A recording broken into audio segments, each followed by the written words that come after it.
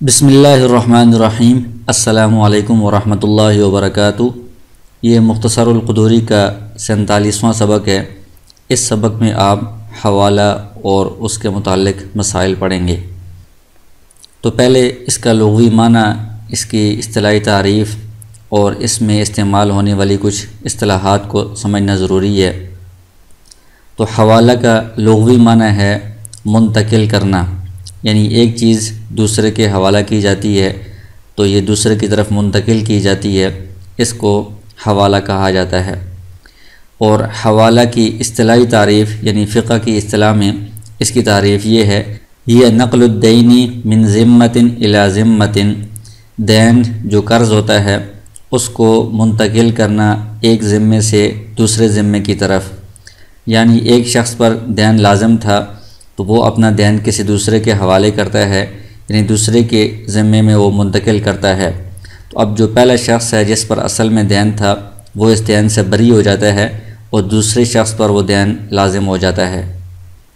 اس میں یہ کچھ اصطلاحی الفاظ استعمال ہوتے ہیں۔ ایک لفظ ہے محیل۔ محیل کہتے ہیں اس شخص کو جو اصل میں مقروض تھا، اصل میں جس شخص پر قرض تھا یا دین لازم تھا، اور جو ابھی اپنے قرضے کو دوسرے کے حوالے کر رہا ہے، دوسرے کی طرف منتقل کر رہا ہے، تو یہ حوالہ کرنے والا ہے، منتقل کرنے والا ہے، تو یہ محیل ہے۔ محیل یہ اسم فاعل کا صیغہ ہے، حوالہ کرنے والا۔ اور دوسرا لفظ ہے محتال علیہ، جس پر حوالہ کیا جا رہا ہے، یعنی جس پر ابھی دین کو لازم کیا جا رہا ہے، جس کی طرف دین کو منتقل کیا جا رہا ہے۔ تو جس طرح کفالہ میں کفیل ہوتا ہے جو ذمہ داری لیتا ہے، اس طرح یہاں پر بھی یہ محتال علیہ کفیل کی طرح ہے جو دین کو اپنے ذمے میں لے لیتا ہے، اور قرض جو ہے وہ اصل مقروض سے محیل سے اس محتال علیہ اس شخص کے ذمے میں آ جاتا ہے، اس کی طرف منتقل ہو جاتا ہے۔ اور تیسرا لفظ ہے محتال لہو، کہ جس کے لیے یہ حوالہ ہو رہا ہے، یعنی جس کو قرض ادا کرنا ہے، جو قرض خواہ ہوتا ہے، دائن ہوتا ہے، تو جس نے پہلے قرض دیا تھا ابھی وہ قرض واپس وصول کر رہا ہے، اس کو محتال لہو کہا جاتا ہے۔ اور وہ جو دین ہے یا مال ہے، جو قرض ہے جو وصول کرنا ہے یا جو حوالہ کیا جا رہا ہے، اس مال کو یا اس دین کو محتال بہی کہتے ہیں، کہ جس چیز کا حوالہ کیا جا رہا ہے، جس چیز کو، جس قرض کو منتقل کیا جا رہا ہے وہ محتال بہی ہے۔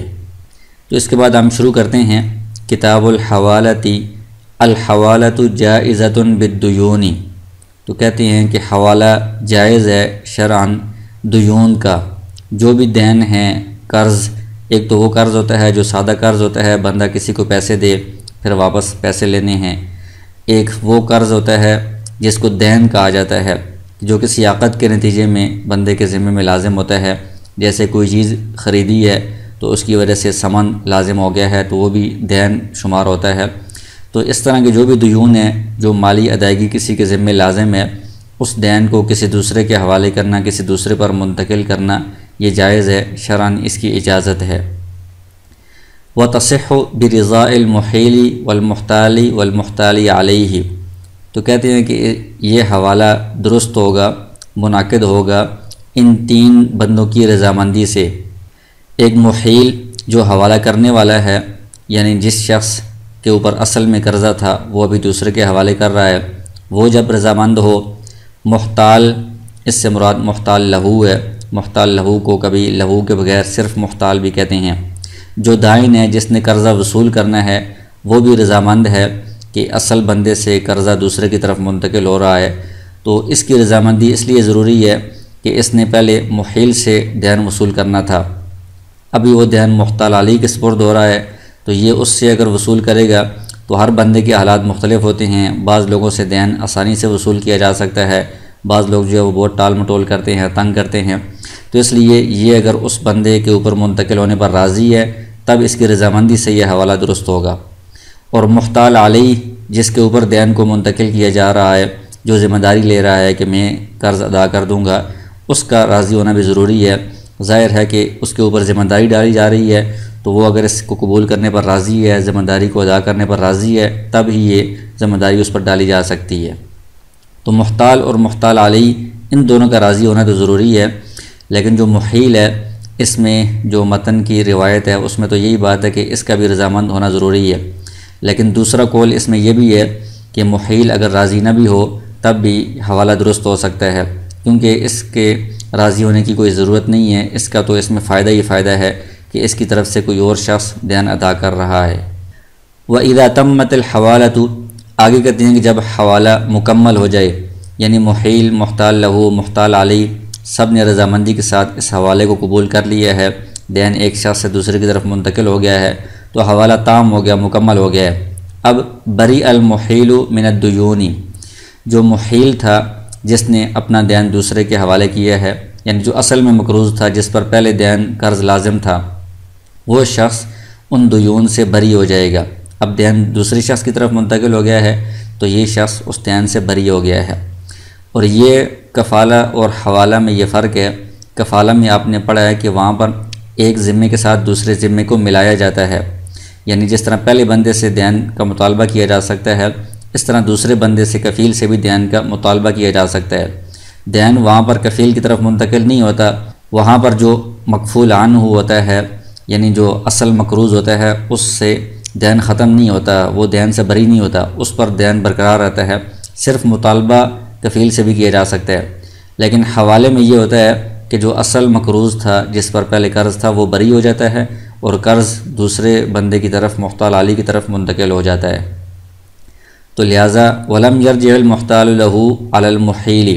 جو محتال لہو ہے، جو قرض وصول کرنے والا ہے، قرض کا مطالبہ کرنے والا ہے، وہ اب محیل کی طرف رجوع نہیں کرے گا، اس سے وہ قرض نہیں مانگے گا، کیونکہ یہ شخص جو محیل ہے یہ حوالہ کرنے کے بعد اس دین سے، قرض سے بری ہو گیا ہے۔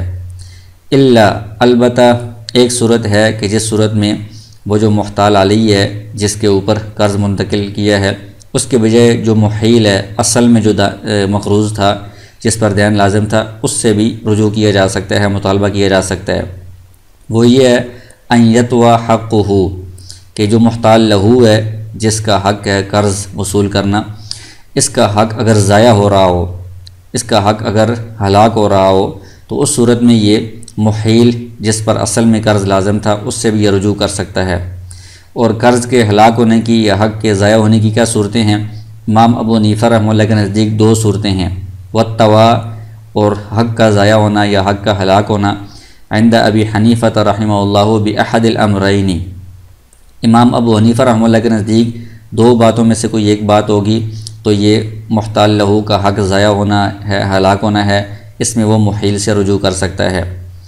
اما ان یجحد الحوالۃ ویحلف ولا بینۃ لہ علیہ، یا تو وہ جو محتال علی ہے، جس کے اوپر ابھی دین کو منتقل کیا ہے، جس کے حوالے کیا ہے،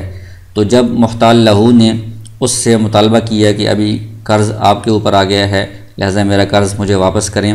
تو اس نے آگے سے انکار کر دیا کہ میری طرف حوالہ نہیں ہوا یا کوئی حوالہ نہیں ہے، اس نے اس کا انکار کر دیا، اور اس بندے کے پاس جو محتال لہو ہے، جو کہہ رہا ہے کہ دین آپ پر منتقل ہوا ہے، یہ دعویٰ کر رہا ہے حوالے کا، اس کے پاس بینہ نہیں ہے، مدعی کے اوپر بینہ لازم ہوتا ہے، گواہ پیش کرنا لازم ہوتا ہے، تو محتال لہو اس بندے پر دعویٰ کر رہا ہے کہ آپ کے اوپر، یعنی آپ محتال علیہ ہیں، آپ کے اوپر یہ دین حوالہ کیا گیا ہے، آپ دین ادا کریں، وہ آگے سے انکار کر رہا ہے، تو محتال لہو دعویٰ کر رہا ہے، اس کو بینہ پیش کرنا چاہیے، اس کے پاس بینہ نہیں ہے، تو اب جو محتال علیہ ہے، جس کے اوپر دعویٰ ہو رہا ہے کہ آپ کے اوپر حوالہ ہوا ہے، آپ دین ادا کریں، وہ آگے سے انکار کر رہا ہے کہ کوئی حوالہ نہیں ہے، تو اگر مدعی کے پاس بینہ نہ ہو تو جو دوسرا ہوتا ہے مدعا علیہ، جو انکار کر رہا ہوتا ہے، اس کا قول قسم کے ساتھ معتبر ہوتا ہے، تو لہٰذا وہ جو محتال علیہ ہے، وہ اگر حوالے کا انکار کر رہا ہے اور اس نے قسم بھی کھا لی ہے تو اس کی بات مان لی جائے گی۔ جب محتال علیہ نے قسم کھا لی ہے کہ کوئی حوالہ نہیں ہے، میں دین ادا نہیں کروں گا، تو اس صورت میں جو محتال لہو ہے، اس کا حق ضائع ہو رہا ہے، اس کا دین ادا نہیں ہو رہا، اس کا حق ملنے کی ابھی امید نہیں رہی محتال علیہ سے، تو اب یہ محیل کی طرف رجوع کرے گا، جو اصل بندہ ہے جس پر قرض تھا، جس کو اس نے قرض دیا ہے،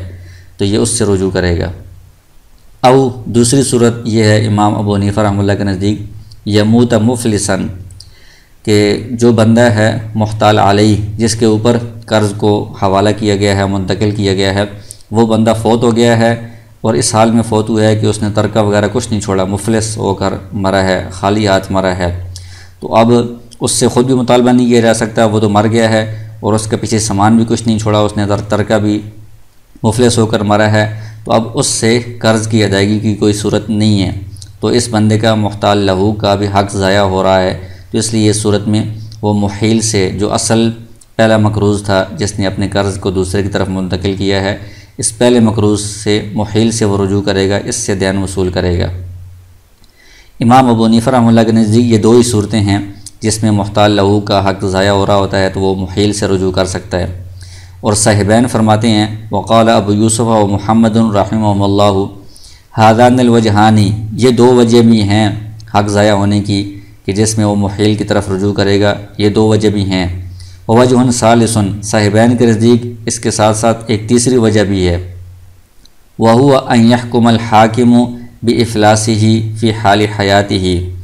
کہ قاضی یا حاکم فیصلہ کر دے اس محتال علیہ کے مفلس ہونے کا اس کی زندگی میں۔ دوسری صورت میں یہ تھا کہ وہ مفلس ہو کر مر گیا ہے محتال علیہ، جس کے اوپر دین منتقل ہوا ہے۔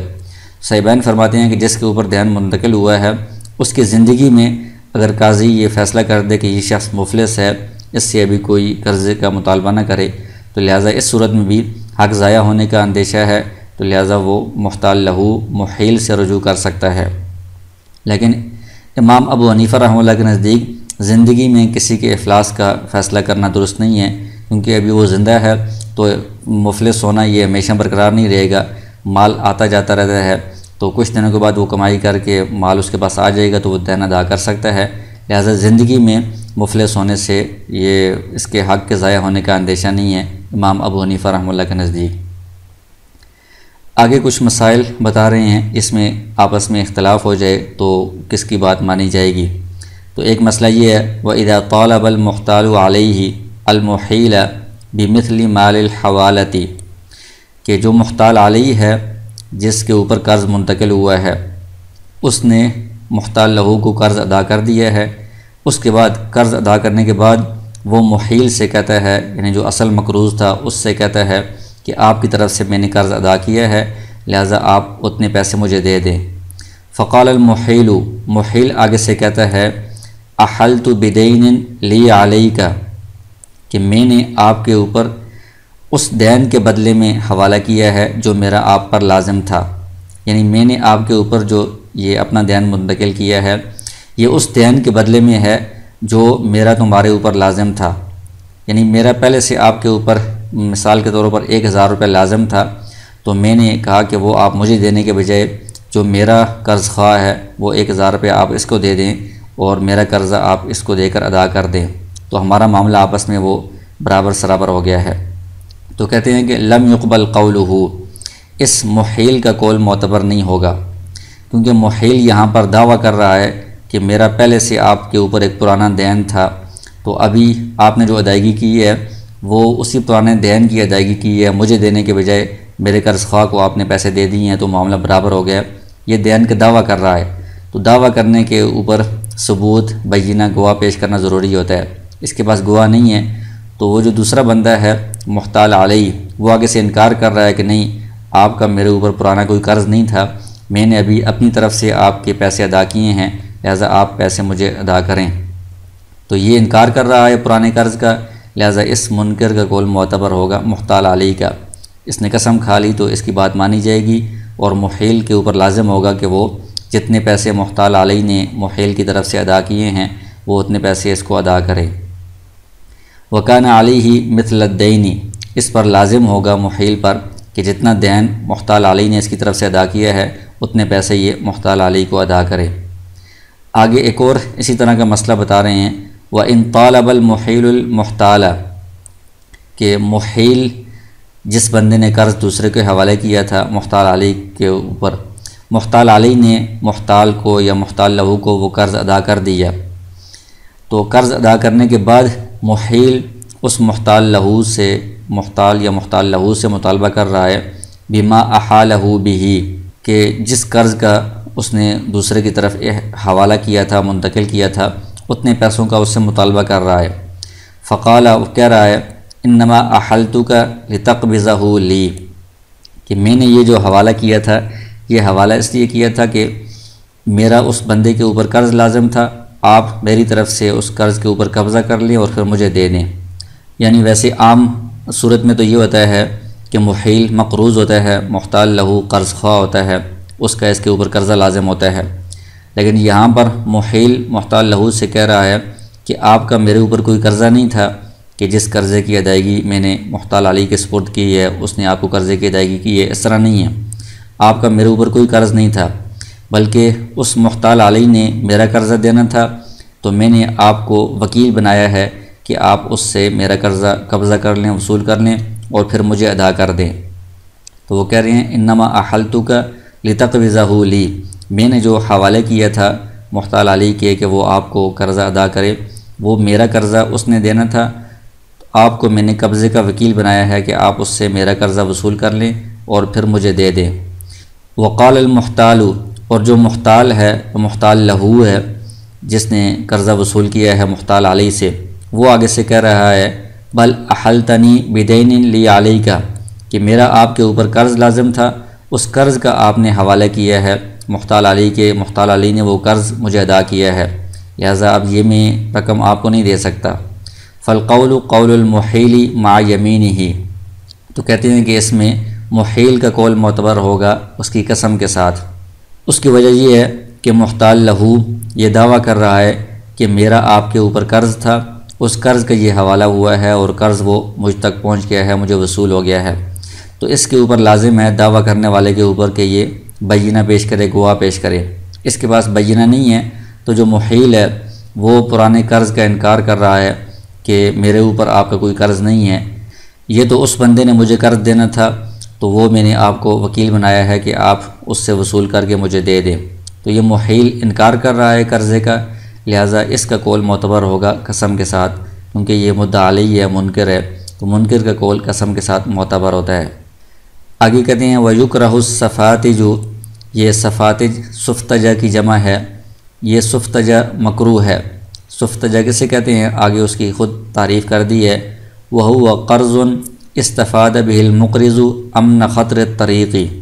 کہ یہ ایسا قرض ہے، بندہ کسی کو قرض دیتا ہے، اس سے قرض دینے والا یہ فائدہ حاصل کرتا ہے کہ راستے کا جو خطرہ ہے اس سے اس کو امن حاصل ہو جاتا ہے۔ مثال کے طور پر ایک بندہ یہاں سے دوسرے شہر میں منتقل کرنا چاہ رہا ہے کچھ رقم، تو اس کو یہ خدشہ ہے کہ اگر میں کسی کو امانت کے طور پر دوں گا تو راستے میں اگر یہ رقم چوری ہو جاتی ہے یا ہلاک ہو جاتی ہے، ضائع ہو جاتی ہے، تو امانت کے ہلاک ہونے پر اس پر کوئی ضمان نہیں آئے گا، وہ میرے پیسے ضائع ہو جائیں گے۔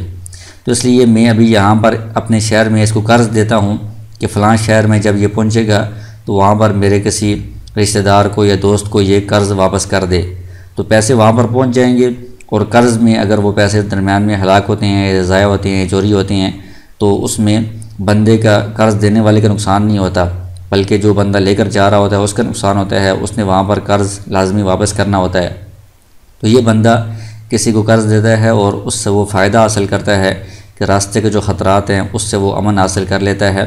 تو قرض کے اوپر کوئی بھی نفع حاصل کرنا، فائدہ حاصل کرنا، یہ سود کے زمرے میں آتا ہے، لہٰذا اس لیے اس کو بھی مکروہ قرار دیا گیا ہے۔